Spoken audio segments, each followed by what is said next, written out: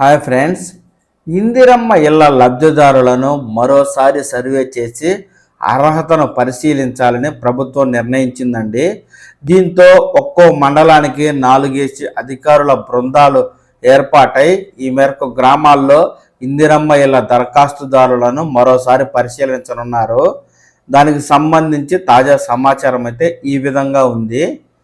జిల్లాల్లో ఇందిరమ్మ ఇళ్ల అర్హుల ఎంపికకు సంబంధించి గ్రామాల్లో మరోసారి పునఃపరిశీలన ప్రక్రియ ప్రారంభమైంది. ఈ ఏడాది ఆర్థిక సంవత్సరం ప్రభుత్వం ప్రతి నియోజకవర్గానికి 3,500 ఇళ్లను మంజూరు చేసింది. ఇప్పటికే జనవరి 26న ప్రతి మండలానికి ఒక గ్రామం చొప్పున ఎంపిక చేసి ఈ పథకాన్ని ప్రారంభించగా జిల్లాల్లోని మండలాల్లో 859 మంది అర్హులుగా గుర్తించి ఎంపిక చేసి తొలి విడతలో 197 మందికి ఇల్లు మంజూరు చేశారు. ఇప్పుడు పైలట్ ప్రాజెక్టు కింద గ్రామాలను మినహాయించి మిగతా గ్రామాల్లోని అర్హుల ఎంపికపై అధికారులు దృష్టి సారించారు. జిల్లాలో ఇప్పటికే సొంత స్థలాలు ఉన్నవారిని L1 కేటగిరీగాను, స్థలము ఇల్లు లేని వారిని L2 కేటగిరీగాను, ఇతరులను L3గా అంటే 3 భాగాలుగా విభజించి ఈ జాబితా రూపొందించారు.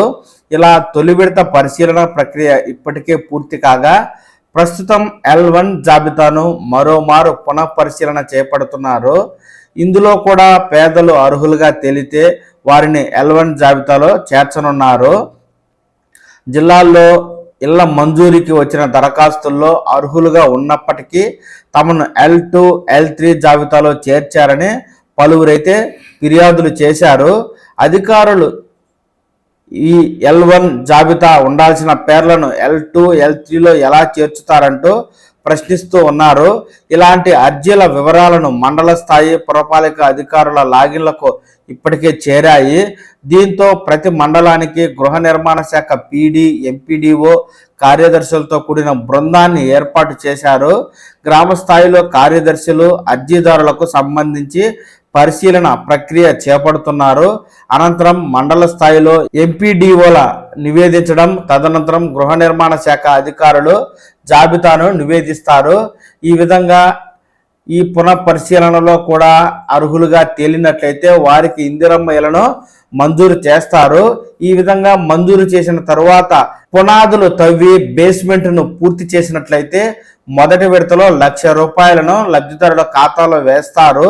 ఈ ఇందిరమ్మ ఇళ్ల లబ్ధిదారుల పునఃపరిశీలన కార్యక్రమం మరో 10 రోజుల పాటు కొనసాగి 10 రోజుల తదనంతరం ఇందిరమ్మ ఇళ్ల L1, 2లో కొత్త లబ్ధిదారుల జాబితాతో కూడిన జాబితాను విడుదల చేసి ప్రభుత్వం అర్హులకు అర్హత పత్రాలనైతే ఇస్తుందండి.